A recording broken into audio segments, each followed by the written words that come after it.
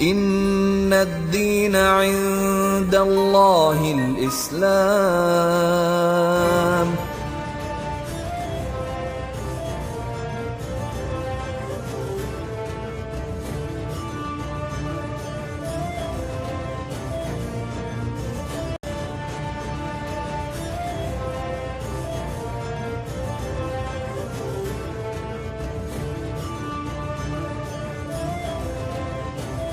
حج کے موسم میں اسلام کی دعوت دینا۔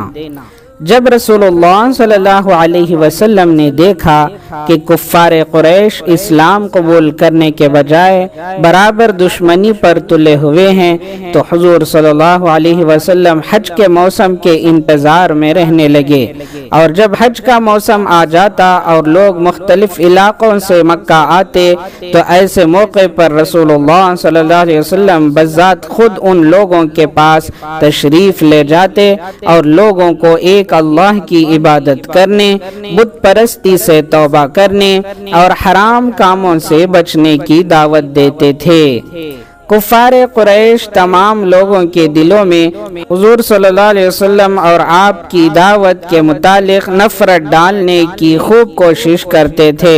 خود آپ کا چچا ابو لہب آپ کے پیچھے پیچھے یہ کہتا پھرتا تھا کہ اے لوگوں، یہ شخص تم کو بتوں کی پوجا سے ہٹا کر ایک نئے دین کی طرف بلاتا ہے، تم ہرگز اس کی بات نہ ماننا۔ مگر رسول اللہ صلی اللہ علیہ وسلم تمام مصیبتوں اور ان کی مخالفتوں کو برداشت کرتے ہوئے اسلام کی دعوت لوگوں تک پہنچاتے رہے اور دین حق کی سچائی اور شرک و بت پرستی کی خرابی کو واضح کرتے رہے۔ بعض لوگ تو نرمی سے جواب دے دیتے، لیکن بعض لوگ بڑی سختی سے پیش آتے اور گستاخانہ باتیں کہتے تھے۔ اسی حج کے موسم میں ایک مرتبہ قبیلے اوس اور خزرج کے کچھ لوگ مدینے سے آئے ہوئے تھے، جن کے پاس تشریف لے جا کر آپ صلی اللہ علیہ وسلم نے اسلام کی دعوت دی۔ ان لوگوں نے اسلام قبول کر لیا اور آپ کی مدد کا وعدہ کیا۔ مدینہ منورہ میں اسلام کا پھیلنا۔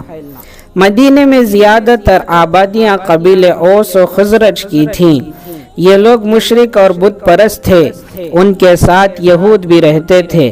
جب کبھی قبیلے اوس و خزرج سے یہود کا مقابلہ ہوتا تو یہود کہا کرتے تھے کہ ان قریب آخری نبی مبعوث ہونے والے ہیں، ہم ان کی پیروی کریں گے اور ان کے ساتھ ہو کر تم کو قوم عاد اور قوم ارم کی طرح ہلاک و برباد کریں گے۔ جب حج کا موسم آیا تو قبیلے خزرج کے تقریباً 6 لوگ مکہ آئے۔ یہ نبوت کا 11واں سال تھا۔ حضور صلی اللہ علیہ وسلم ان کے پاس تشریف لے گئے، اسلام کی دعوت دی اور قرآن کی آیتیں پڑھ کر سنائیں۔ ان لوگوں نے آپ صلی اللہ علیہ وسلم کو دیکھتے ہی پہچان لیا اور ایک دوسرے کو دیکھ کر کہنے لگے، خدا کی قسم یہ وہی نبی ہیں جن کا تذکرہ یہود کیا کرتے تھے، کہیں ایسا نہ ہو کہ اس سعادت کو حاصل کرنے میں یہود ہم سے آگے بڑھ جائیں۔ پھر انہوں نے اسلام قبول کر لیا اور حضور صلی اللہ علیہ وسلم سے کہا کہ ہمارے اور یہود کے درمیان برابر لڑائی ہوتی رہتی ہے، اگر آپ اجازت دیں تو دین اسلام کا ذکر وہاں جا کر کیا کریں تاکہ وہ لوگ اگر اس دین کو قبول کر لیں تو ہمیشہ کے لیے لڑائی ختم ہو جائے اور آپس میں محبت پیدا ہو جائے، کیونکہ اس دین کی بنیاد ہی آپسی محبت و بھائی چارگی پر قائم ہے۔ حضور صلی اللہ علیہ وسلم نے انہیں اجازت دے دی، وہ واپس آ کر مدینہ منورہ پہنچے، جس مجلس میں بیٹھتے وہاں آپ کا ذکر کرتے۔ اس کا اثر یہ ہوا کہ مدینے کا کوئی گھر ایسا باقی نہ رہا جہاں دین نہ پہنچا۔ پہلی بیعت عقبہ۔ عقبہ مینا کے قریب ایک گھاٹی کا نام ہے جہاں 11 نبوی میں مدینے سے 6 افراد نے آ کر دین اسلام قبول کیا تھا۔ اس کے دوسرے سال 12 نبوی میں 12 افراد رسول اللہ صلی اللہ علیہ وسلم سے ملاقات کرنے اور بیعت ہونے کے لیے آئے اور آپ صلی اللہ علیہ وسلم کے مبارک ہاتھ پر چوری، زنا اور قتل اولاد سے بچنے، اچھی باتوں میں آپ کی اطاعت و پیروی کرنے اور ایک اللہ کی عبادت کرنے پر بیعت کی۔ اس کو بیعت عقبہ اولا کہا جاتا ہے۔ جب ان لوگوں نے واپسی کا ارادہ کیا تو رسول اللہ صلی اللہ علیہ وسلم نے مصعب بن عمیر رضی اللہ عنہ کو قرآن مجید پڑھانے، اسلام کی تعلیم دینے اور دینی مسائل بتانے کے لیے ان لوگوں کے ساتھ روانہ کیا۔ مدینہ پہنچ کر انہوں نے اسعد بن زرارہ کے مکان پر قیام کیا۔ وہ لوگوں کو اسلام کی دعوت دیتے اور مسلمانوں کو نماز بھی پڑھاتے تھے۔ ان کو مدینے والے المقری، پڑھانے والا استاد کہا کرتے تھے۔ انہی کی دعوت و تبلیغ سے سعد بن معاذ جیسے سرداروں نے اسلام قبول کیا تھا۔ دوسری بیعت عقبہ۔ مدینہ منورہ میں حضرت مصعب بن عمیر رضی اللہ عنہ کی دعوت اور مسلمانوں کی کوشش سے ہر گھر میں اسلام اور پیغمبر اسلام کا تذکرہ ہونے لگا تھا۔ لوگ اسلام کی خوبیوں کو دیکھ کر ایمان میں داخل ہونے لگے تھے۔